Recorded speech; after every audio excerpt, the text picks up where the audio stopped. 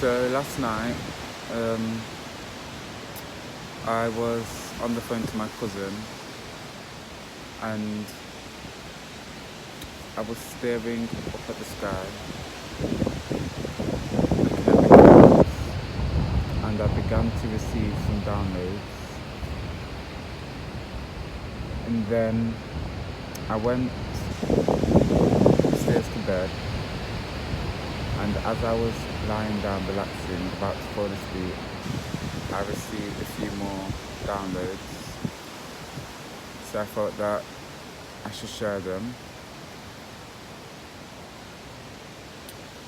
And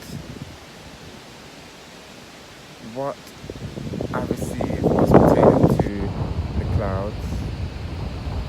And as I was looking at the clouds, it came to me that the clouds are a healing mechanism for planet Earth. But not only that, the clouds keep us united.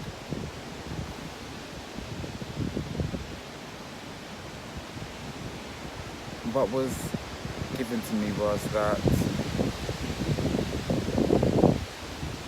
as the clouds travel the planet, they carry the thoughts and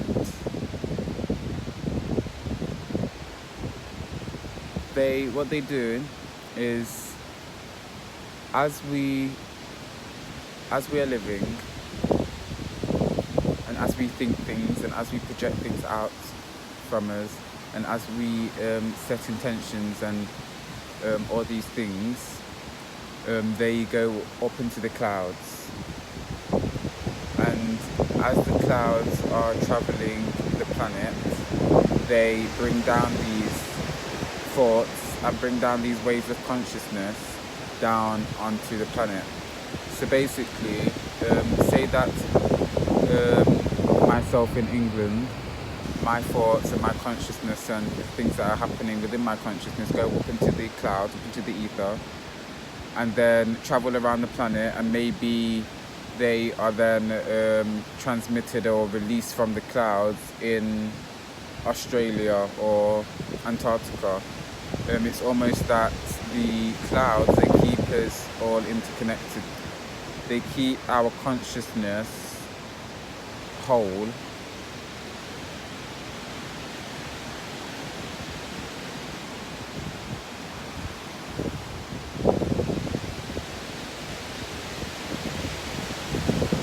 As what's coming to me at this current moment is that when we look up at the clouds, if we are conscious enough and if we are present enough within the moment, we can look at the cloud, we can know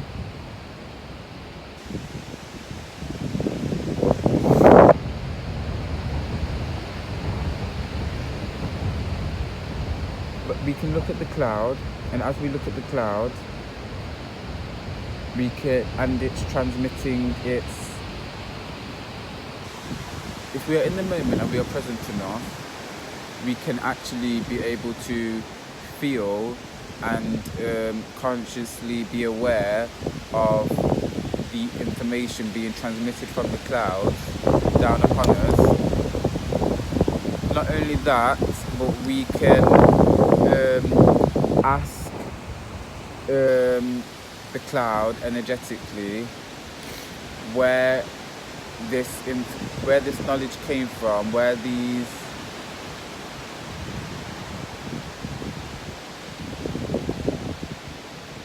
pieces of information came from, what country they came from, and we will be able, if we listen, we will be able to know.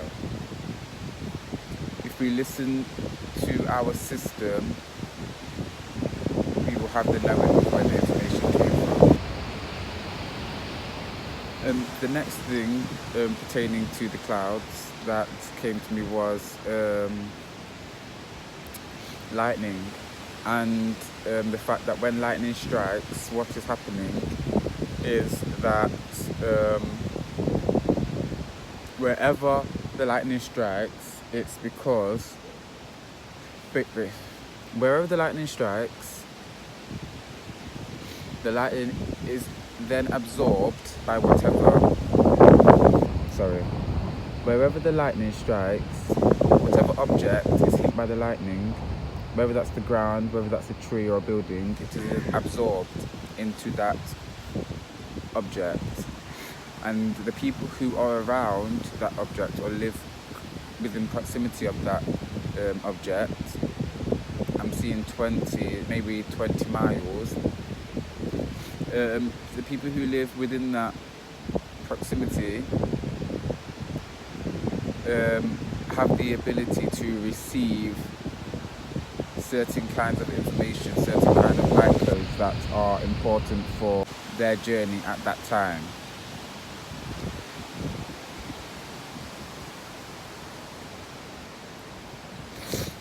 The next thing was snow and hail.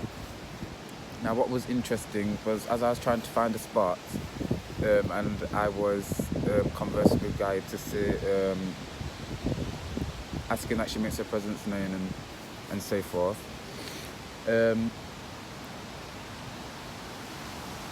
I began to receive another download regarding the snow. And what that was that a component of the snow is galactic. Now, when it snows, for instance, I'm being brought to talk about England specifically. England isn't a place that has a lot of snow. We don't have a lot of snow. When we have it, it's not large amounts of snow. It's very minimal. Now, what I'm being shown is that we receive snow when the galactics have a message to give. It's almost that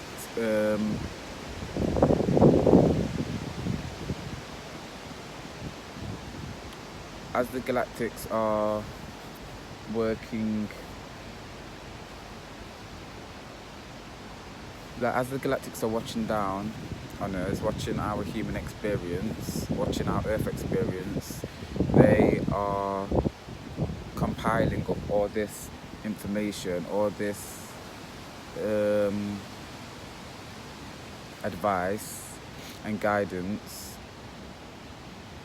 which is then passed from the cosmos down to the clouds, and the clouds then transmit it down to us. And equally, when we are maybe sending messages to our loved ones, or sending out messages to our ancestors, to our guides, to the ascended masters, to whoever we perceive to be God, to the universe, to energy, to frequency, these messages go up to the clouds and are then transferred from the clouds to the higher realms. It's almost that the clouds are also a communication device between down here on Earth and above in space. It's that Gaia just said the clouds are the mechanism what makes as above so below possible.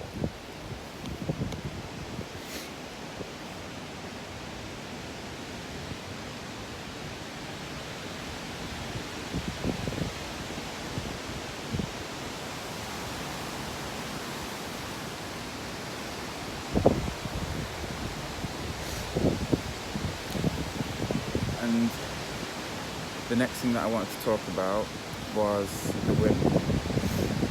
Now Gaia was making it, she made it a point to exaggerate.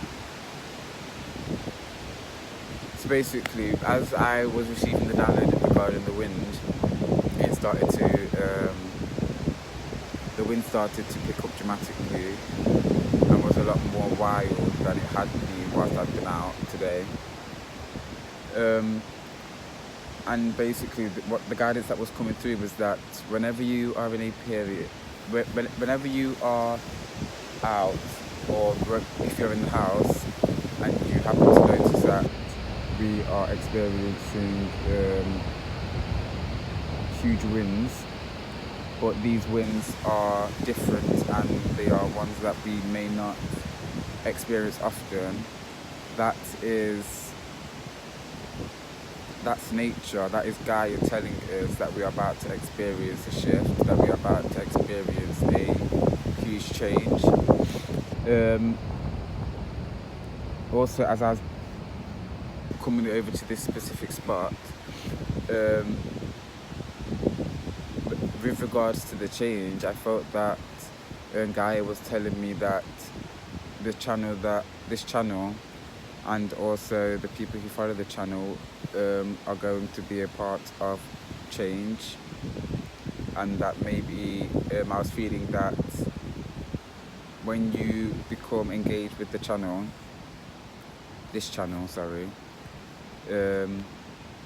or myself, or you engage with your authentic self, things in your life are just going to shift. They're going to shift in a way that's going to be noticeable to yourself but may not be noticeable to others, because it's about the inner. So they are just a few downloaded messages, some downloaded guidance. I'm going to pull a few cards, see what comes through from Gaia, from nature, from energy, and we'll see what guidance is here for us.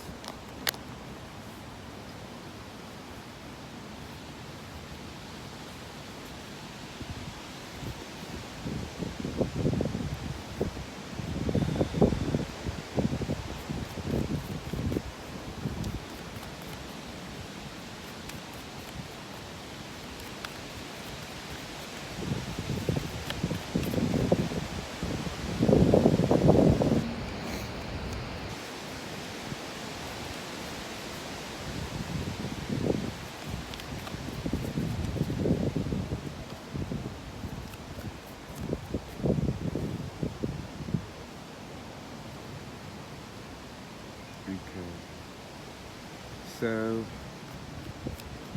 I feel that I'm being called to move to a different topic, to the topic of study. I feel that we are being asked to listen.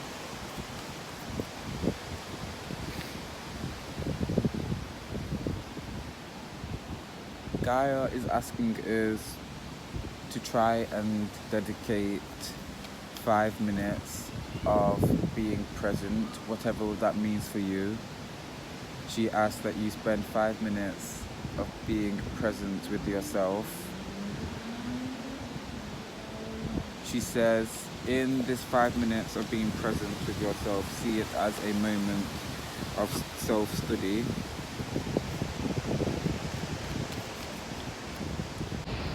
See it as a moment to be able to reflect on all that you've learned in that day. See, we're also being asked to, during moments of reflection, to look at what moments and what aspects of self are arising, because these are things that maybe need to be addressed before other things need to be addressed. There's an element that self-reflection can often be scary. It's almost that as soon as we begin to look at ourselves, we instantly put on a filter which sees ourselves in a more critical and more of a negative light. She's saying that it's important to use your intuition when looking at the self, because if we use our objective mind and our egoic mind, we tend to often belittle ourselves and not give ourselves enough credit and not see things for what they really are.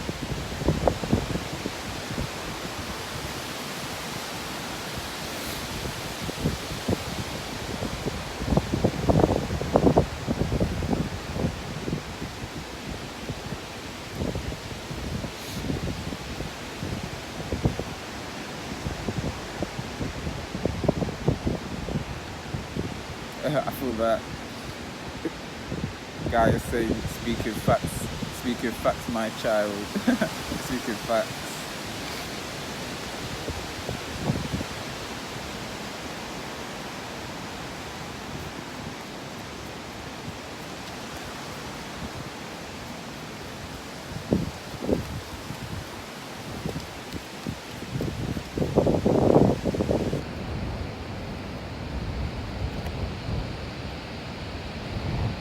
It's important to begin a self-dialogue.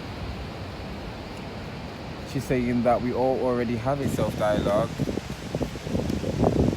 Quite often our self-dialogue is a negative self-dialogue. A lot of us talk down to ourselves. A lot of the time we only talk to ourselves when we're telling ourselves we're making the wrong decision, or we're stupid, or we're silly, or that we're not going to succeed. Whereas it's time to use this inner voice to cultivate words of wisdom, to cultivate feelings and emotions of confidence, to begin to change the mental structures that we've created for ourselves. She's saying also take note of the voice, the tone of voice that you speak to yourself and others, as that's a great reflection of what's on the inside and what you're feeling on the inside about yourself and others. She's saying that just as tuning sound bowls and tuning forks emit frequency, so do our voices.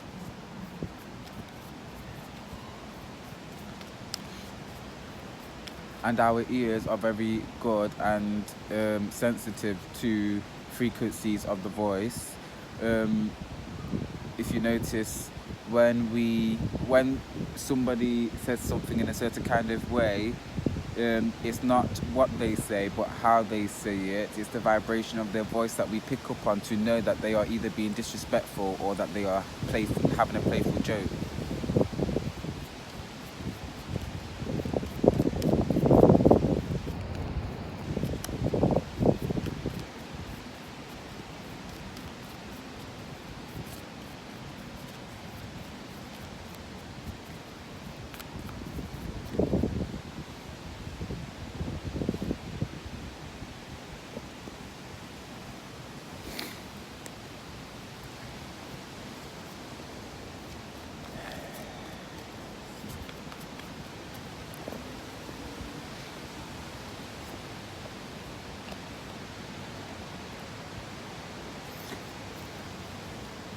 She's saying that the vibration of your voice when happy, when talking to yourself about yourself, can start to ignite a mechanism of healing within you that you may not necessarily be consciously aware of. It's something that happens at a cellular level when you begin to speak words of affirmation and words of love to yourself. It begins to change the cycles, change the way that you view yourself. It helps you to be able to look at things from a different perspective. It helps you to look at yourself from a place of love when you are talking positive things about yourself. And we're being reminded that as much as it is important to build up others and to build up planet Earth, it's very much important to build up yourself, as you are a direct reflection of this universe and all that there is.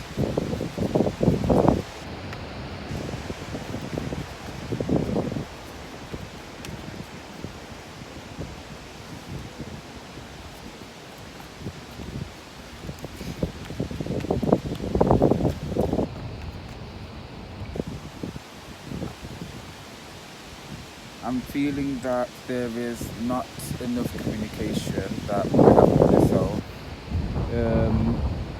We spend too much of our time talking to others, not enough time in spiritual solitude.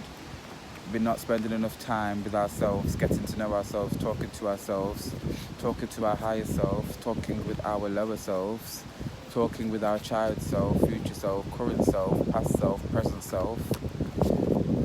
There's just a huge focus on communicating with yourself and discovering all the different sides to us that exist. Within us is more peace than we're even aware of. There's more strength than we're even aware of. We even have more anger that we are not necessarily aware of. And sometimes with the negative things, we're more aware of the negative than the positive. And Gaia is saying that if that is the way that you see things, it's not necessarily always a bad thing to be more aware of the negative, because the negative can often have more damaging effects. So it's good to be aware of them. It's just also about having balance. It's also about knowing that you are not just the negative, that you are also the positive. It's time that we make a choice. Are we going to begin to accept things that are natural and authentic to us? Are we going to begin to start doing things because we authentically want to? Or are we going to keep living a life chasing clout, chasing chasing approval and seeking approval from people and things that are outside of us? She's saying to have a direct conversation. She's saying dial up the number to your heart and begin to have that conversation. Stop being afraid, take away the fear, because it's the fear that has been running you up to this day. It's the fear that has been keeping you stuck in negative cycles, because it's the fear of the unknown that removing yourself from this negative thing could plummet you into something even darker. So we sit comfortable in what we know is negative because of the fear that there's even more negativity, when that is the completely different mind frame to have. Doing that blocks your heart chakra, it blocks you. And that's why we're being asked to call up the number to our heart center, to our heart chakra, and begin to have that conversation, begin to eliminate the fear and begin to live from an authentic place. The moon card and the high priest. This is going straight back to using your intuition, being your authentic self, having the conversations with the self that are so divinely important. You will give yourself and find all the things that you need. You don't need to go outside of yourself to seek guidance, because you have all the answers. You have all the answers within your higher self, within your lower self.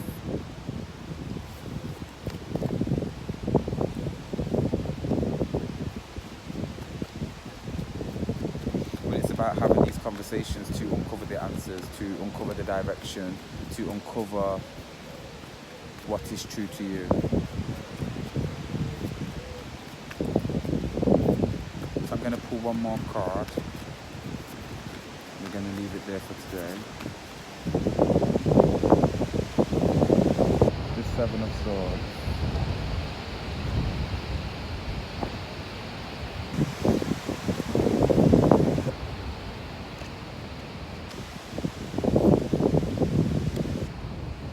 I feel that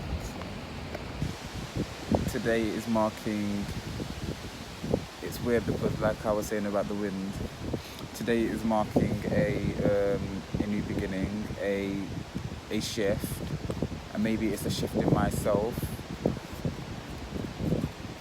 but I'm definitely feeling today marks an important shift.